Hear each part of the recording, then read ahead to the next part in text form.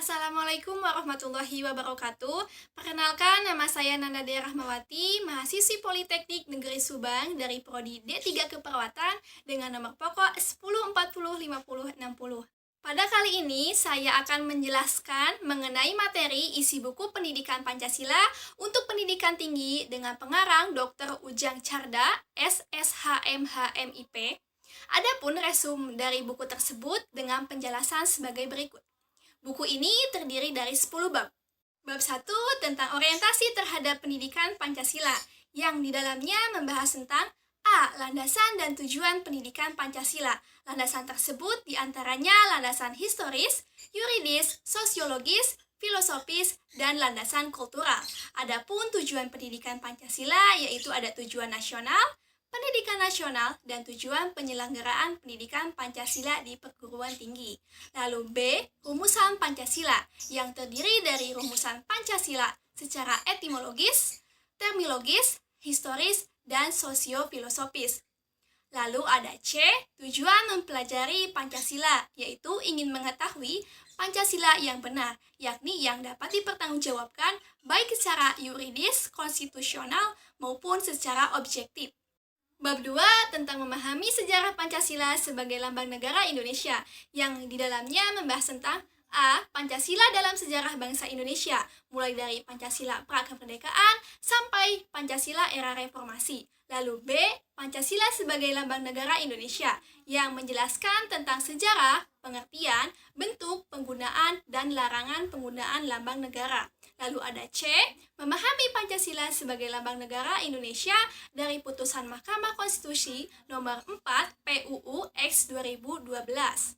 Bab 3 tentang memahami Pancasila sebagai sistem filsafat, yang di dalamnya membahas tentang A. Pengertian filsafat. Filsafat adalah sekumpulan sikap dan kepercayaan terhadap kehidupan alam yang biasanya diterima secara kritis. Lalu B. Pengertian Pancasila sebagai sistem filsafat. Lalu C. Konsep dasar filsafat Pancasila.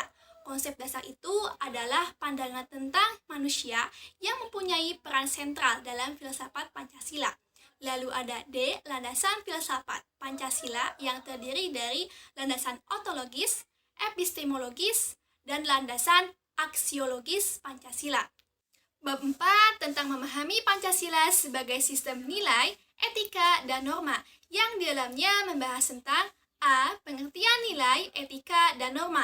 Sesuatu dikatakan mempunyai nilai apabila sesuatu itu berguna, benar, indah, baik, dan religius. Etika adalah aturan-aturan tingkah laku manusia yang ditentukan oleh suatu golongan atau kelompok. Pancasila sebagai sistem norma artinya mengikat dan memaksa untuk semua yang berada di wilayah negara. Lalu B. Pancasila sebagai nilai dasar fundamental bagi bangsa dan negara. Bab 5 tentang memahami muatan sila-sila dalam Pancasila, yang dalamnya membahas tentang A. Hakikat nilai-nilai yang terkandung dalam Pancasila, yaitu ada hakikat abstrak, pribadi, dan hakikat konkret. Lalu ada B. Isi arti materi muatan sila-sila dalam Pancasila, yaitu dari muatan sila pertama sampai kelima. Lalu ada C. Refleksi nilai-nilai keislaman dalam Pancasila. Bab 6 tentang memahami Pancasila sebagai ideologi bangsa dan negara, yang di dalamnya membahas tentang A. Pengertian ideologi. Istilah ideologi berasal dari kata idea, yang berarti gagasan atau konsep. Lalu B. Makna ideologi bagi bangsa Indonesia. Lalu C. Perbandingan ideologi Pancasila dengan ideologi lain. Lalu D. Kedudukan dan fungsi Pancasila dalam tata kehidupan bangsa Indonesia. Lalu ada E. Memahami makna Pancasila sebagai ideologi negara dan putusan Mahkamah Konstitusi nomor 100 PUU 11 2013. Bab 7 tentang memahami demokrasi Pancasila, yang di dalamnya membahas tentang A. Perkembangan demokrasi di Indonesia, yang dimulai dari masa demokrasi parlementer sampai demokrasi Pancasila era reformasi. Lalu B. Konsepsi demokrasi.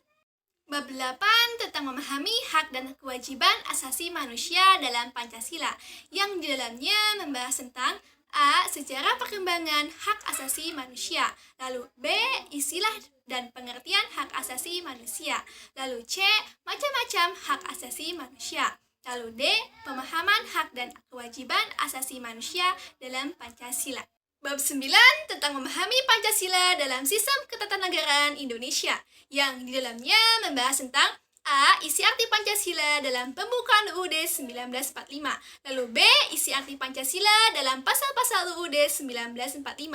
Lalu C. Kedudukan pembukaan UUD 1945. Lalu D.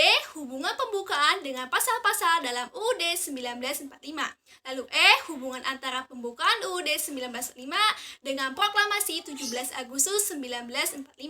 Lalu F. Perubahan UUD 1945. Dan yang terakhir G. Struktur ketatanegaraan Indonesia setelah perubahan UUD 1945. Bab 10 tentang refleksi Pancasila sebagai paradigma reformasi dalam kehidupan bermasyarakat, berbangsa, dan bernegara, yang di dalamnya membahas tentang A. Pengertian paradigma, lalu B. Pancasila sebagai paradigma pembangunan, lalu C. Pancasila sebagai paradigma reformasi, lalu D. Pancasila dalam paradigma kehidupan kampus, lalu E. Eksistensi Pancasila sebagai paradigma pembangunan di era globalisasi. Dari uraian bab-bab tadi, isi buku pendidikan Pancasila ini sangat menarik untuk kita pelajari dan pahami, karena di dalamnya banyak sekali ilmu-ilmu pendidikan Pancasila yang dapat memperkuat dan mempertangguh basic ideologi dalam membangun peradaban bangsa secara paradigmatif dan aplikatif, serta implementasian nilai-nilai Pancasila dalam kehidupan berbangsa dan bernegara. Dan bagi mahasiswa sendiri, buku ini sangat penting diajarkan agar setiap insan Indonesia dapat memahami nilai filsafat hingga tujuan kita bernegara dan berbangsa. Demikian resum buku ini saya buat untuk mata kuliah pendidikan Pancasila. Wassalamualaikum warahmatullahi wabarakatuh.